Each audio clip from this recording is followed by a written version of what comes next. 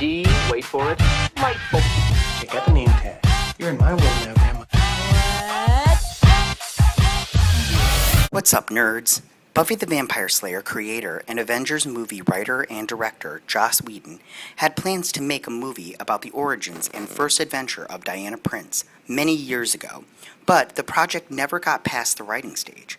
Recently, that script showed up on the internet, and it presented a vastly different version than what we got later in 2017. The internet kind of exploded in either condemning Whedon's Wonder Woman or claiming that it was surely an early draft, and it would have certainly been different by the time it hit theaters. Either way, the leaked script contains some interesting things, and it's worth a study. However, if you don't have time for that, I've done it for you. Nobody liked it. Just after Warner Brothers had fired Whedon, he wrote about what had happened. He was open about his firing. It's pretty complicated, so bear with me, he wrote. I had a take on the film that, well, nobody liked. Hey, not that complicated. Whedon says that everyone was professional about it, and that it was simply a difference of opinion. He mentions the horrible limbo of development that he had avoided, which is just good news for everyone involved. He's since written and directed 2 Avengers movies, helped with Justice League, and was set to write the Batgirl movie, but he quit that one. So it seems like everything's worked out just fine for him, I guess. Cobie Smulders was Wonder Woman. Whedon also said, finally and forever, I never had an actress picked out, or even a constant frontrunner. I didn't have time to waste on casting when I was so busy airballing the script. However, in a postscript, he mentions that he was looking at Cobie Smulders for the role. It might have been nice to see Smulders take on the character. Whedon eventually directed Smulders in his Avengers movies, so at least that worked out. Talking to animals. Wonder Woman has a variety of powers depending on who's writing, but a less well known is that because the Themyscirians are almost as old as the planet, they were present for the beginnings of language. In the mythology, all language comes from a single source that they're familiar with, so they understand all of it, and that includes animals. At several points in Whedon's script, Diana talks with animals. She does this to make a big entrance just before she challenges her mother for Steve's life. Strife was the villain. Unlike the movie we got, Ares is not the main villain in Whedon's version. Instead, it's the god of war's nephew, Strife. This script's version of the character differs in a couple of ways from the comic books and the mythological character. In both versions, the character is female. However, this incarnation interestingly foreshadows Justice League's main villain, Steppenwolf, who is the nephew of Darkseid. Unlike in the comics, Steppenwolf is Darkseid's uncle, and these family connections are complicated enough without everyone changing things. Strife is the god of discord, which basically just means he's Diet Ares. The movie didn't reach the point of character design, but I'm sure he'd look like Ares, a big guy with armor and a helmet. Arabella Coles. Wonder Woman has 7 decades worth of villains, but that didn't stop Whedon from creating a brand new one just for his movie. Arabella Coles. Coles is a war profiteer who has a secret shrine to Ares in her corporate office. She retreats there to pray and plan with Strife. The new character is the leader of a spearhead, an arms manufacturer and supplier that has vested interest in actively preventing world peace. Surprise! As far as bad guys go, this is pretty by the book and boring, but at least Coles' evil plan is crazy insane for a comic book movie. Gateway City. The DC Universe has a multitude of fictional cities for its heroes to fly around in. These include Gotham, Metropolis, Keystone, and Central City. And Whedon uses another established location, Gateway City. In the books, both Wonder Woman and the Spectre have called Gateway home. So this would be the obvious choice for this movie. The comics place it in California, but the script doesn't narrow it down. Villain's Plan.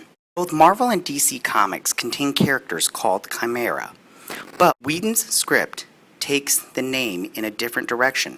The Chimera is a huge digging machine shaped like a multi-headed monster that Strife and Callus plan to use to destroy Gateway City to further their nefarious plan, which wasn't explained very well. When Diana gets Callus in the lasso of truth and asks her to explain the scheme, which she goes on to explain how the giant robot will destroy the city and get everyone to be afraid, therefore under their control. It's a lot of time and effort to put into simply freaking everyone out. She loses her powers. In Whedon's script, as in the comics, Wonder Woman loses her powers if a man binds her wrists together. Strife does this to get her out of the way while he's finalizing that whole digging robot monster scheme.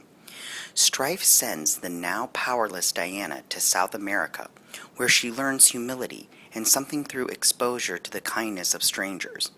Then she learns that her mother has been watching over her the whole time, which strengthens her resolve enough that she steals up and snaps the chain, restoring her superhuman abilities. This really doesn't make any sense. That's not how weaknesses work. We would call foul if Superman managed to overcome an exposure to deadly kryptonite by learning the true meaning of Christmas, and this scene is not much different from that. The invisible jet. Whedon used as much of the Wonder Woman mythology as he could, which includes her only possession more ridiculous than the ability to talk to animals, the invisible jet. I have mixed feelings about seeing this aircraft in live action, because while it is an important part of the character's history, it also seems like it would be impossible to film without looking completely ridiculous. The script reaches sort of a compromise.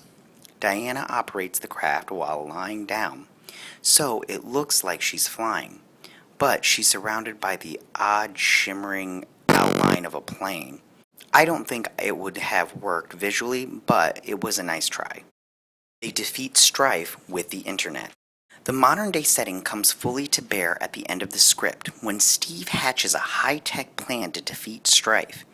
It makes approximately as much sense as the one the villains cooked up. Steve and his team of one-dimensional guy pals trick Strife into stepping in front of a bunch of video cameras which are all streaming him live to the internet.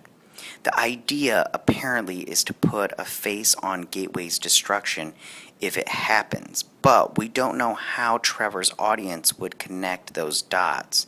It doesn't really matter though, because Strife immediately orders the Chimera to the surface, which it wasn't supposed to do because the whole point was to destroy Gateway with no apparent cause to create as much terror and confusion as possible.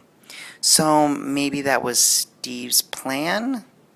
I have no idea what the live stream was for. Ares shows up at the end.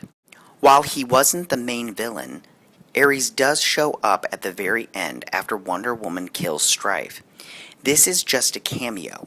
The God of War shows up to berate Diana for killing her nephew and tell her that he'll see her in the sequel, and then he leaves. It's a little anticlimactic, but at least it doesn't dissolve into another confusing battle with a CGI man. That was one of my few problems with the Wonder Woman, and we neither needed nor wanted a repeat. Still, it felt a little shoehorned in. If we count the evil machine, this upped the villain count to 4, which is enough for 2 Batman movies. For all the impact he had on the plot, Ares could have just sat this one out. Steve Trevor drops the F-bomb. It's unlikely that either the DC Extended Universe or Marvel Cinematic Universe will ever let a character drop the F-bomb outside of the MCU's Netflix offerings. Those shows contain all the adult content. However, Whedon was working in a pre-Iron Man time when normal movies rules applied. So the script contains one F-word, and Steve Trevor says it to Wonder Woman. It comes during a tense scene when Steve calls her heroism into question. We've come to expect this sort of thing from the X-Men movies, but it feels really out of place in Wonder Woman. Can you think of any other interesting facts about Joss Whedon's canceled Wonder Woman movie? Sound off in the comments below. Thanks for watching. Bye. If you like this video, click the Geek What icon and subscribe.